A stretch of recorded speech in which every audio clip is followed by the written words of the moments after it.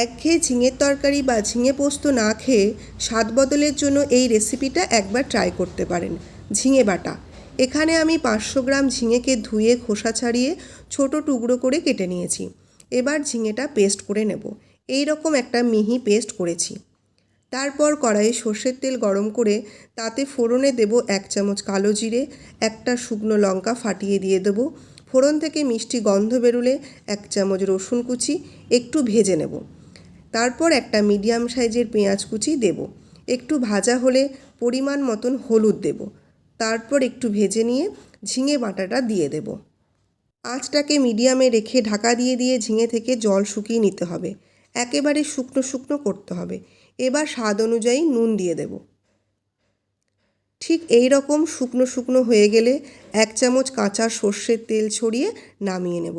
গরম ভাতে ঝিঙের এই রেসিপিটা খেতে দুর্দান্ত লাগে।